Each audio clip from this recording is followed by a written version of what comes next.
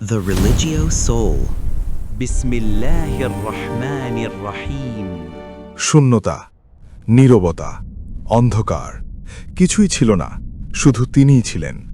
না ছিল সময়, না ছিল স্থান, না ছিল আসমান, না ছিল জমিন, কিন্তু ছিলেন তিনি, চিরন্তন, অমুখাপেক্ষী, একক সত্তা।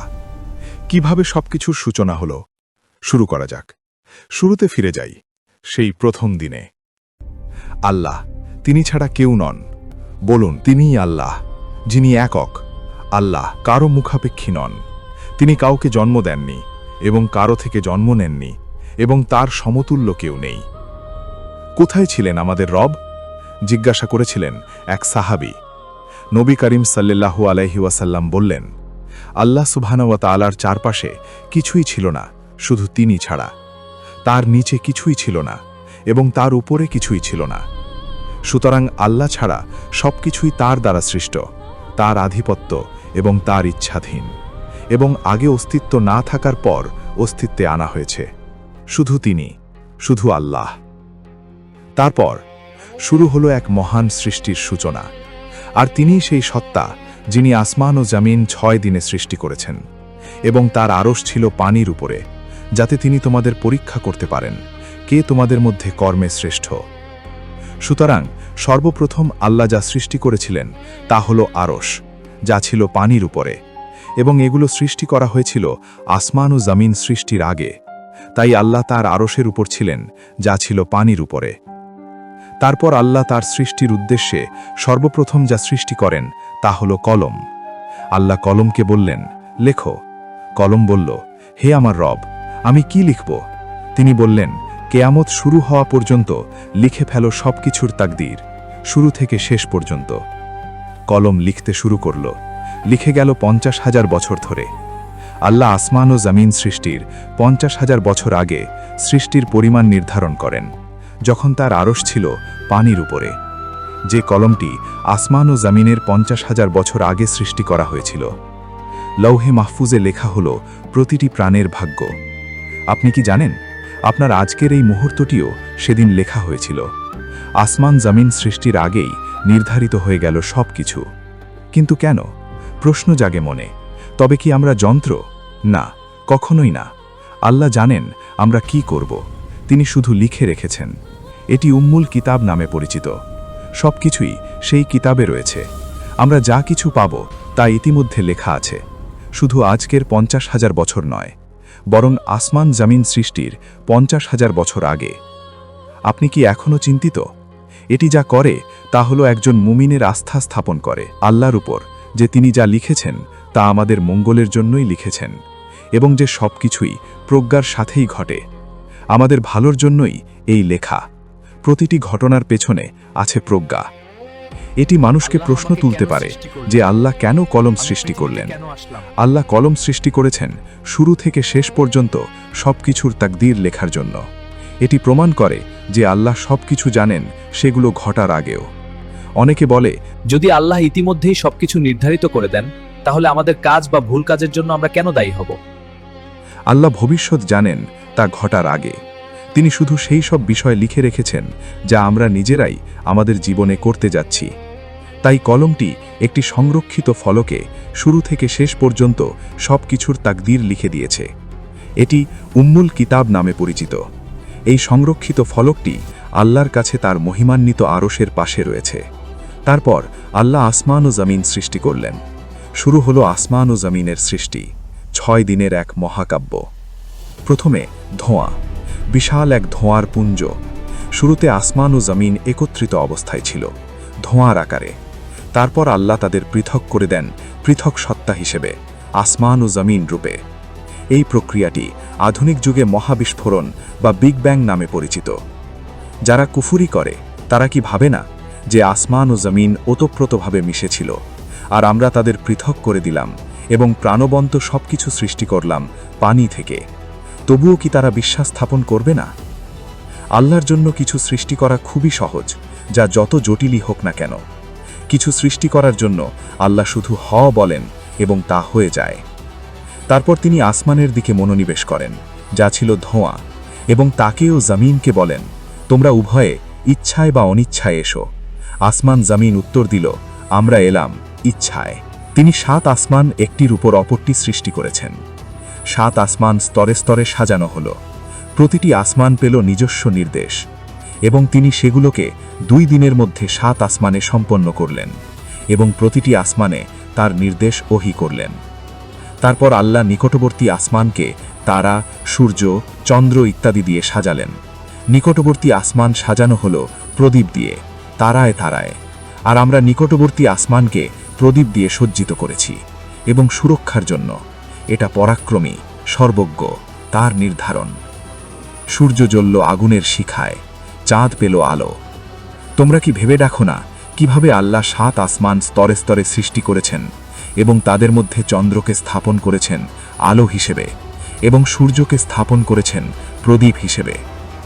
তারপর আল্লাহ জমিনকে মানুষের জীবিকা নির্বাহের প্রয়োজনীয় জিনিস দিয়ে বিস্তৃত করেছেন, যেমন উদ্ভিদ, প্রাণী এবং অন্যান্য সৃষ্টি, এবং তিনি কোরআনে তাদের সম্পর্কে উল্লেখ করেছেন, যাতে বোধসম্পন্ন লোকেরা চিন্তা ভাবনা করতে পারে।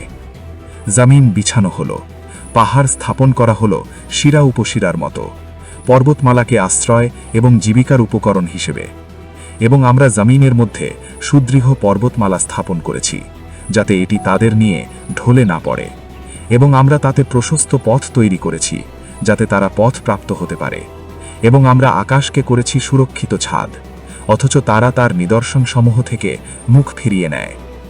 পানি নামল আসমান থেকে, প্রাণের স্পন্দন শুরু হলো, আর তিনিই সেই সত্তা যিনি বাতাসকে প্রেরণ করেন তার রহমতের আগে সুসংবাদ স্বরূপ। অবশেষে যখন তা ভারী মেঘমালা বহন করে, তখন আমি তা মৃত ভূখণ্ডের দিকে হাঁকিয়ে নিয়ে যাই। তারপর তা থেকে বৃষ্টি বর্ষণ করি, এবং তারা সব রকমের ফল উৎপন্ন করি। এভাবেই আমি মৃতদেরকে জীবিত করব, যাতে তোমরা উপদেশ গ্রহণ করো। গাছপালা, ফল ফলাদি সবকিছু সাজানো হলো মানুষের জন্য। ভালো জমি থেকে তার রবের অনুমতিক্রমে তার ফসল উদ্গত হয়, আর যা নিকৃষ্ট তা থেকে সামান্যই উৎপন্ন হয়। এভাবেই আমি নিদর্শনসমূহ বিবিধভাবে বর্ণনা করি এমন সম্প্রদায়ের জন্য যারা কৃতজ্ঞতা প্রকাশ করে। আর তিনিই সেই সত্তা যিনি রাত ও দিন এবং সূর্য ও চন্দ্র সৃষ্টি করেছেন। প্রতিটি নভমণ্ডলে সাঁতার কাটে। তারপর আল্লাহ ফেরেশতাদের সৃষ্টি করলেন, যেখানে আছে আলো আর আগুনের সৃষ্টি। তারা নূর থেকে, আলো থেকে সৃষ্ট। ফেরেশতারা আল্লাহর সম্পূর্ণ অনুগত এবং তার অবাধ্য নয়, তারা নিষ্পাপ। আল্লাহ বলেন, তারা ফেরেশতারা আল্লাহ তাদের যা আদেশ দেন তা অমান্য করে না, বরং তারা যা আদিষ্ট হয় তাই করে। অনেক ফেরেশতা আছে, কিন্তু তাদের সঠিক সংখ্যা শুধু আল্লাহই জানেন। নবী করিম সাল্লাল্লাহু আলাইহি ওয়াসাল্লামের মেরাজের সময় তিনি আল বাইতুল মামুর গ্রামে এক ইবাদতের ঘর পরিদর্শন করেন, যা কাবার আসমানি প্রতিরূপ। নবী করিম সাল্লাল্লাহু আলাইহি ওয়াসাল্লাম বলেছেন, প্রতিদিন 70,000 ফেরেশতা তা পরিদর্শন করে এবং পরে আর কখনো ফিরে আসে না। তাদের পরে আরেকটি দল আসে। প্রতিদিনই আল্লাহ তাআলা 70,000 নতুন ফেরেশতা সৃষ্টি করছেন। তারপর আল্লাহ জিনকে আগুনের ধোঁয়াবিহীন শিখা থেকে সৃষ্টি করেন। আল্লাহ বলেন, আর আমি নিশ্চয়ই মানুষকে সৃষ্টি করেছি বদলানো কালো পাঁক থেকে, আর জিনকে এর আগে সৃষ্টি করেছি উত্তপ্ত আগুন থেকে। জিনদের ইচ্ছাশক্তি, জ্ঞান, উপলব্ধি, বোঝার এবং যুক্তি করার ক্ষমতা, এবং ভালো মন্দ, সত্য মিথ্যার মধ্যে পার্থক্য ও পছন্দ করার ক্ষমতা রয়েছে। আল্লাহ বলেন, আমি জিন ও মানুষকে শুধু আমার উপাসনার জন্য সৃষ্টি করেছি। এবং জিনরা আদম আলাইহিসসালামের 2000 বছর আগে পৃথিবীতে বসবাস করত, এবং তারা বাস করত, তারা বিয়ে শাদী করত, তাদের বংশ ও গোত্র ছিল ইত্যাদি। কিন্তু তারা পৃথিবীতে এত বেশি দুর্নীতি করত। সমস্ত জিনের মধ্যে একমাত্র ভালো ও অনুগত ছিল ইবলিস। আল্লাহ তাকে সম্মানিত করেন এবং তাকে আসমানে উন্নীত করেন। কিন্তু জিনরা পৃথিবীতে এত দুর্নীতি করত যে তারা রক্তপাত করত এবং পরস্পর যুদ্ধ করত এবং প্রচণ্ড অমঙ্গল সৃষ্টি করত। আল্লাহ তাদের বিরুদ্ধে ফেরেশতাদের বাহিনী প্রেরণ করেন, এবং ইবলিসও তাদের বিরুদ্ধে যুদ্ধ করে। ততঃপর তাদের সমুদ্রের দ্বীপগুলিতে ঠেলে দেওয়া হয় এবং কোণঠাসা করা হয়। কিন্তু এই সৃষ্টির পরেও কিছু ছিল অপূর্ণ। কার যেন অনুপস্থিতি টের পাচ্ছিল আসমান ও জামিন।